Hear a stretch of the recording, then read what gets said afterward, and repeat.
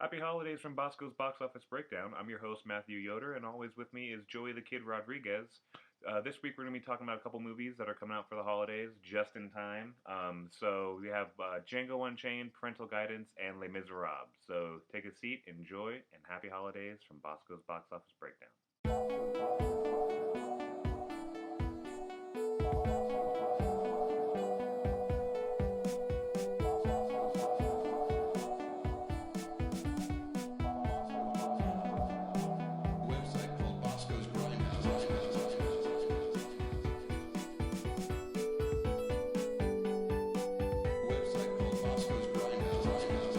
Looks like The Hobbit pretty much took it once again. Once again for week 2 in a row. Yeah, they came in at number 1 with 36 million. Yeah, 36 million, which it started off at 80, then went to 40, and now at 36. No, so no. Wait, no. It started off at 84. Oh, no, that's right. Yeah, it's only the second week. Sorry about that. Yeah. So started off at 85, took a pretty devious cut, less than half. Yeah, I mean, it's kind of like how Twilight just dropped crazy because, we saw it, that's it, we're done. Yeah, and especially when you have as many movies that came out this week, although none of them really seem to do that well. I don't get it. Yeah. I feel like it was split. It was a big split.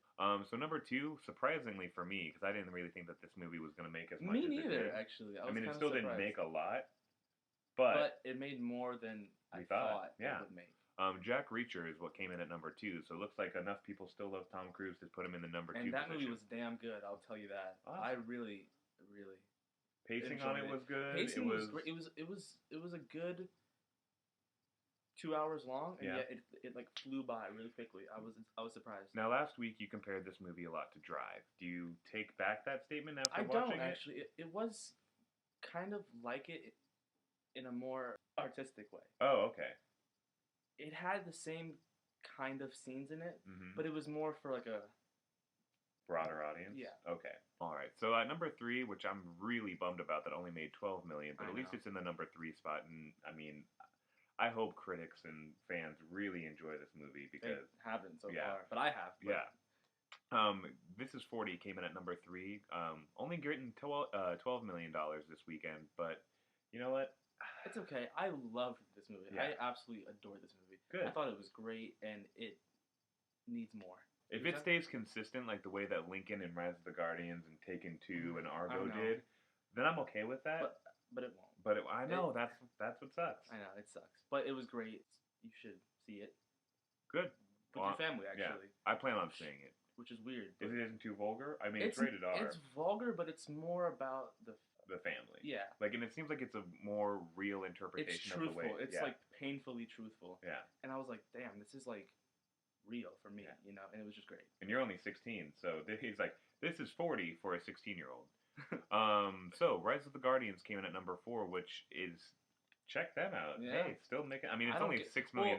It's a Christmas movie. Yeah. It makes a little bit more because it's Christmas. Mm-hmm. And then everyone still seems to kind of, sort of, totally, maybe enjoy Lincoln. Yeah. I don't get it, but, Yeah. Moving on. So, so that's the top 5 for you. We're going to just do a little small recap, go a little bit further, because The Guilt Trip and Monsters, Inc. came in at number 6 and number 7, which is surprising for me because I thought this movie, being The Guilt Trip, was hyped really well. Yeah, and it was really good. Yeah? It was. But at the same time, it was mismarketed. Oh, okay. Because it's not like this, like, oh, it's my mom. I'm stuck with my mom for the whole trip. It was actually like a good bonding movie. It was a good film. Yeah, about that, time in his life where he was going on a road trip with his mom. Yeah, it was just really good, and I'm frustrated with the world right now. Okay, well, we'll get you there. And then to cap everything off, which was a big surprise for both of us, because especially with how well Finding Nemo did, Monsters Inc. limped in with a $5 million performance. Yeah, I think all of us were. I was shocked. Yeah, because everyone who loves that movie fucking loves that movie. I loved that movie, but I didn't see it. So, no, I know. I mean, that's the thing. That's the risk of that Disney takes when they re-release it. Yeah. Because everyone's already seen the movie. Everyone already owns the movie. Oh, you're doing it in 3D? Okay, cool. Thanks. I have a 3D TV at home, yeah. So I can just see it at home, and it's the exact same experience. Exactly. And I think that that's what happened here. Yeah. But it happens.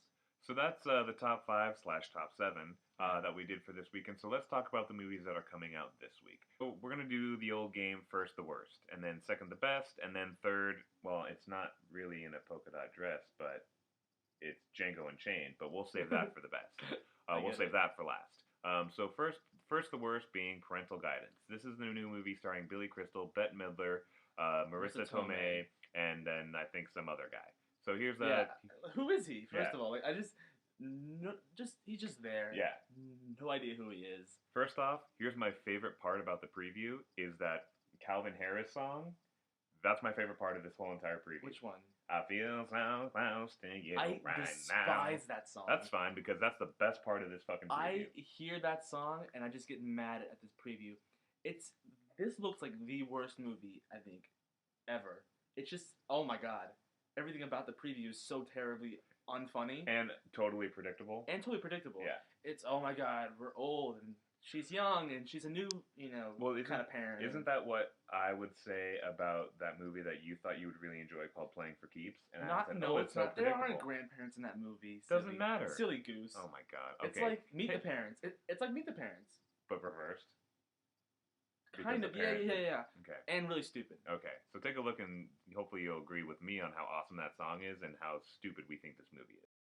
When mom and dad go away, it's the kids versus the grandparents. Get your taser ready. This Boxing Day, show no mercy. What's wrong with your face? Oh, and you're such a pleasure in the morning? Our grandparents are totally clueless. I say we head for the airport right now. Don't even take our clothes. Parental Guidance. So I don't really think we need to spend that much time on this movie because I feel we already skip it right now. Talked about how terrible it's going to be. So moving on to something entirely better. Here's a clip of Les Miserables.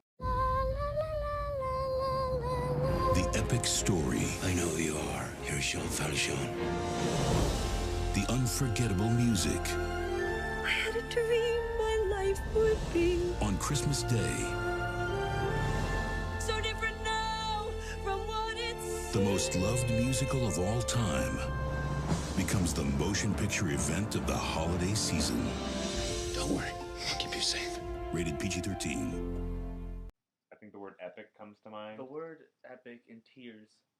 Tears everywhere. Oh yeah. And I think, needed. Was it the thing that was really getting everyone just like super stoked about it? Although I feel like it's done the way that it should be done, like done on a very epic scale, like all the right actors were involved. Right, but the singing was done live. Yeah, it was done on set. Yeah. Which is awesome. Yeah. That's crazy new stuff. Yeah. It's really cool.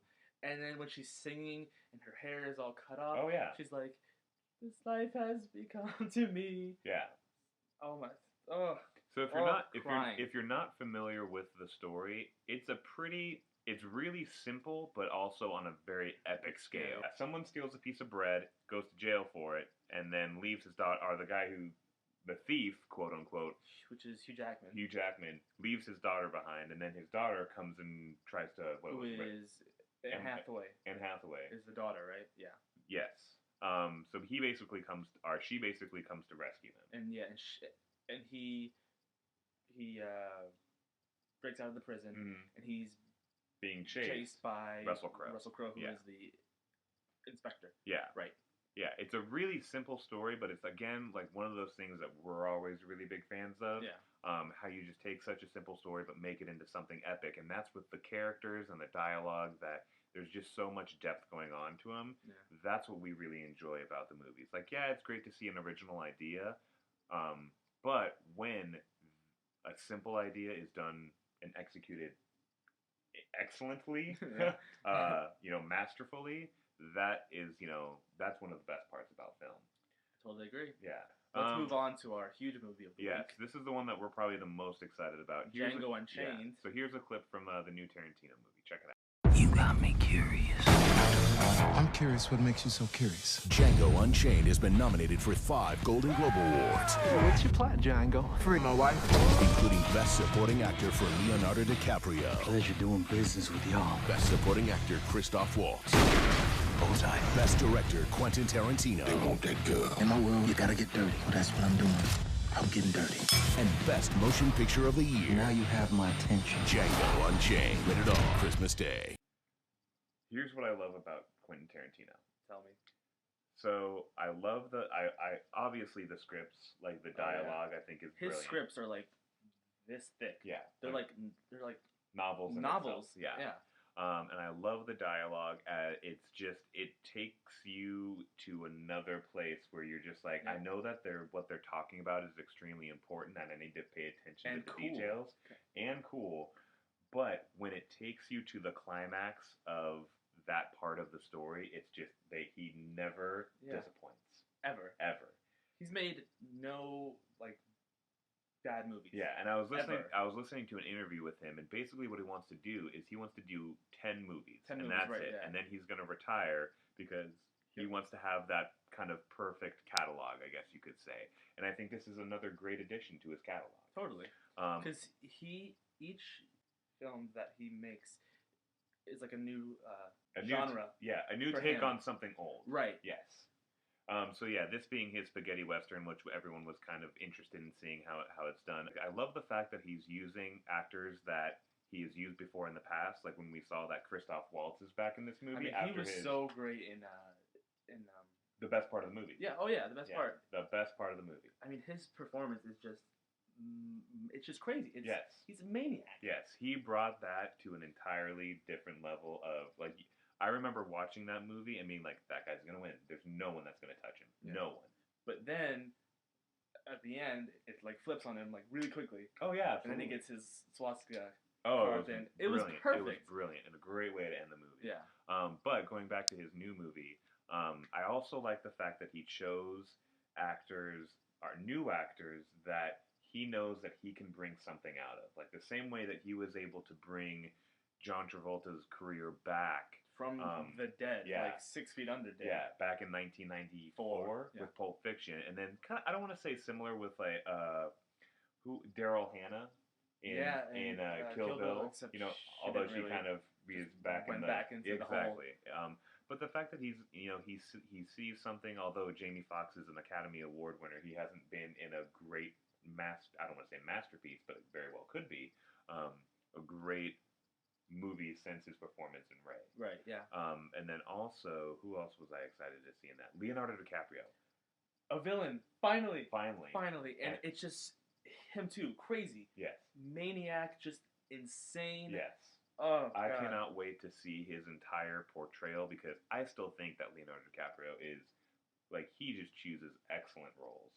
Every movie he does. He's great in every movie. Yes. And it's one of the things, again, that we talked about last week when although we see him in the movie, we're like, oh, that's Leonardo DiCaprio. Yeah. Again, we lose that sense of who he is, and especially the fact that his face looks like it's kind of like he's added facial hair. He's more dressed up in a more time. And his teeth are all gross and yellow. Everything about him, like you know that he took this role incredibly seriously. Yeah. I would have loved to be in the to be a fly on the wall in the conversation where, after Leonardo DiCaprio has read the script and he's meeting with Tarantino being like, so this is how I portray the character after I read it. And Tarantino goes, yeah, okay, I'm okay with that. And then just being really like excited to, get ready to film that. Or if it was just like, hey, our Tarantino goes to Leo like, hey, so this is kind of how I envision the character, and how he goes, oh, okay, well I didn't get that, but I like where you're going with that because now I can be more, of an extrovert, which no one has really seen me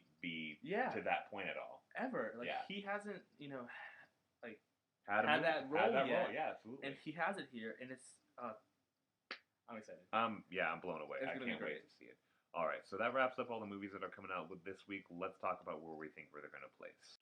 All right, so let's get right into it. What do you think is going to be number one? Number one. This is going to be tough because as Hobbit is on the way down, it's still making a decent amount of money. Yeah, but it's going to plummet even. Because of all the great movies that are coming out? All right. I'm thinking number one's going to be Django. I'm right there with you. 50? No, not that much. Like 40. 40? Okay. But Les Mis is going to be right there at like 35. Right there at number 2 with 38. Oh, okay. 38. All right, neck and neck. And then 3 is going to be The Hobbit. Okay. With 25. Okay. No, with 20. Ooh, that much of a cut? Well, yeah, no, it took a big cut in its second week. With 20. And then number 4 is going to be Jack Reacher. Mm-hmm. With 8. Mm-hmm. And then number 5 is gonna be Parental Guidance with like 6. Yeah, no. 5, Although it's a 6. Christmas movie, I think that there's enough people who love Billy Crystal enough to give it a shot, and it's that family movie coming out at the Christmas time. It looks like shit, but no, absolutely. Well, sometimes people watch shit, but Taken 2 included. Or no, Alex Cross included. Looking at you, I'm looking at you, Tyler Perry. Cool. So I'm gonna be right there with you. I think the Django Unchained. I think everyone's so stoked about this movie. I'm gonna say, who isn't stoked about this movie? Yeah, I'm gonna say 42 million for. So just a little bit. I'm gonna be that guy. 42 million for Django Unchained. 38. You said 38 million for. 38 million. I think is great for Les Mis. Although I wouldn't be surprised if it came in at 35 because I feel like that Middle America won't get like a musical that's not like, I mean, it's not as fun and vibrant as Chicago was. Right, exactly. But yeah, so I'll say 35. Okay. I'll say that's 35. Fair. So 42, 35, Hobbit. Is Hobbit gonna? Yeah, no, Hobbit will do it. I'm gonna say you said 20 million for Hobbit. Yes. I'll go 20 million. Okay. I think we'll play it even on that one. I think number 4 is honestly going to be Parental Guidance because I think enough people, and because of the timing of it, because who's involved in it, because we've seen movies like this do every year really well at this, like these kind of movies do really well at this time. Yeah. So I'll say number 4 will be Parental Guidance. How much is it going to make? Would I be crazy for saying like $12 million?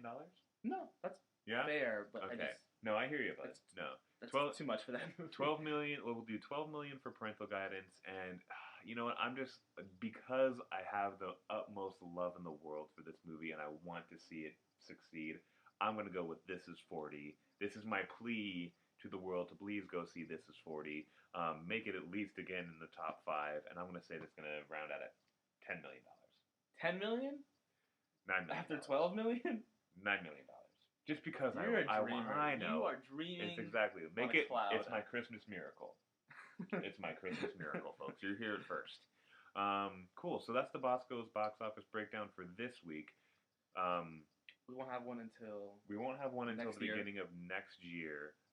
But we have some really big plans that are coming out for next year. One of them being we're going to try and move this format from a video podcast into a regular podcast. We plan on being a part of something that we're, right now creating specifically for the city of Phoenix, but it's something that everyone can still listen to and everyone can still be a part of. So we hope that you're able to join with us on this adventure next year, and we'll let you know more about it when it comes out, when the official debut comes out of that. So be on the lookout for that. Also, as usual, please check us out at boscosgrindhouse.com. Some great reviews are coming out for the movies that are going on. I can't wait to read Joey's review on Django Unchained because I will be sitting right next to him when he sees this movie. Other than that, I mean, we've had a really great year. Thanks for letting us be involved in your in your lives for the past, 6 months? 3 months. 3 months? Has it only been 3 months? It's only, 4, I think. 4 months? For the past 4 months, we've had a really great time doing this every week with you guys. We hope that you're telling your friends and, making all this, worth it. So you guys have a great rest of the year. We're going to see you next year, and happy holidays, and we'll see you guys later. And to all, a good night.